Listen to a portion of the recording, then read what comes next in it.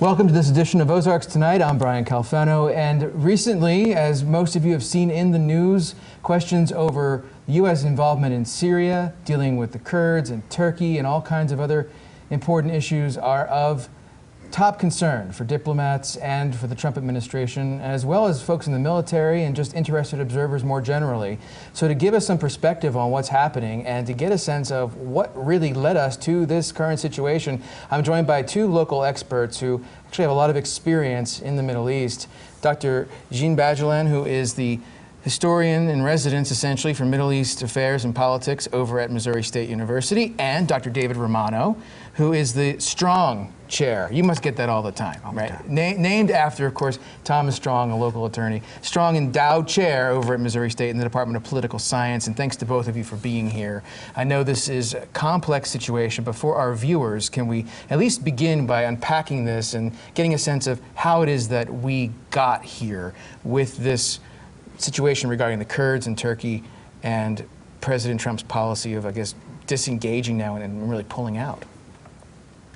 I guess I'll start. After the Syrian civil war started to degenerate and allow the Islamist groups, including Jabhat al-Nusra and others, and finally ISIS, to kind of surge to the top of the maelstrom going on, the U.S. tried all kinds of strategies to ally with different groups to counter them. They spent about $1 billion training Arab Syrian proxy groups in Turkey to fight these guys, but none of it proved effective. That turned out to be a monumental waste of money. Most of these Turkish trained Syrian Arab groups ended up surrendering, turning over their weapons to ISIS, joining ISIS or Jabhat al-Nusra and other groups. And finally, it looked like there was no other alternative but to ally with the one group that was actually fighting the jihadis successfully and fighting them well, which was the Syrian Kurds.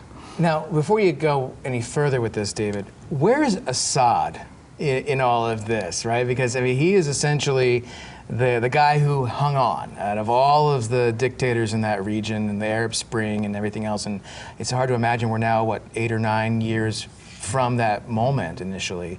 He's hung on, he's in power, but what's his role in all of this, if there's any?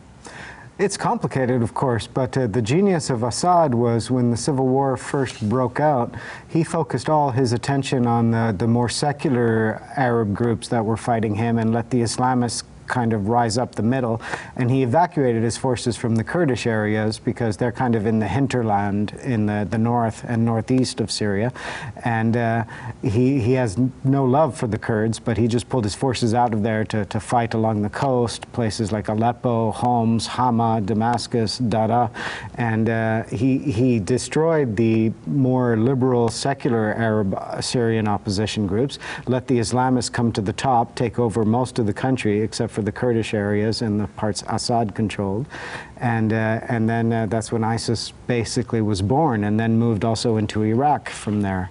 And so now it's down to the Kurds fighting ISIS. At least that's what has ended up being the Which situation. they did extremely effectively, with only 1,000 to 2,000 U.S. Special Forces there who didn't have to fight, were just there to help coordinate airstrikes and so forth. The Kurds liberated all the Syrian territories that ISIS controlled, took over Raqqa and other areas, with 6 U.S. personnel killed in 5 years, 4 of them military, 3 in one suicide bombing while they were at a restaurant. This was the most effective, cheap counterinsurgency operation the United States has ever done, thanks to the Syrian Kurdish allies that they found there. And so now we come to a situation where the president has decided to not withdraw the, 1,000 or 2,000 troops completely from Syria, but to move them away from where the Kurds are and allow Turkey, which looks at the Kurds in Syria as a terrorist group, is that right? To allow Turkey to now advance in, and that's where the news is as of right now. That's right. In December, there was a similar announcement that the United States would be drawing down its number of troops, and after that was sort of rolled back by a number of figures in the Trump administration. Instead of a complete withdrawal from Syria, the number of troops there was reduced from 2,000 to 1,000. And so that troop presence has remained there.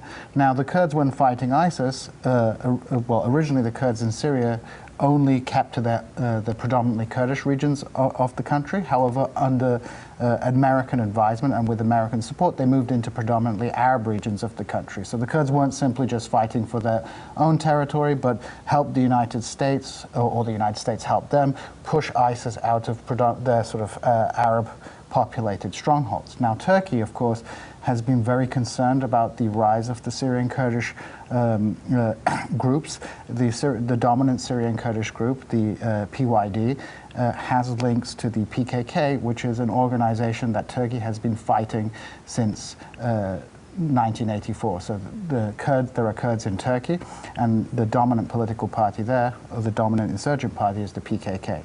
And the PYD is in part connected to that in terms of ideology and in terms of personnel. However, the PYD, although not completely separate from the PKK, has attempted to sort of alleviate Turkey's fears that they're going to attack Turkey. During the Assad regime, Assad used to encourage Kurds to join the PKK to get them out of Syria and to cause trouble in Turkey, because relations between Assad and Turkey weren't particularly good. And many of those Kurds from Syria have come back to Syria since the outbreak of the Syrian Civil War and joined the PYD. So these organizations are connected, but the PYD, especially with American support, has tried to sort of adopt a less hostile policy towards Turkey. And in fact, under American advisement, just before this attack took place, the PYD took down its border fortifications. So they built fortifications in case of a Turkish attack, and then the American military had said, well, we'll protect you so long as you do things to kind of like appease Turkey's security concerns. And one of those things was dismantling the border fortifications. And then suddenly this change of policy has left them in pulling the rug out from under them, essentially. In a very difficult position. We have to take a quick time out. We're going to be right back with our two guests. This is fascinating. We're going to ask them next segment, who are these Kurds? Where did they come from? And there's a lot behind all of this that you're going to want to stick around for. We'll be right back.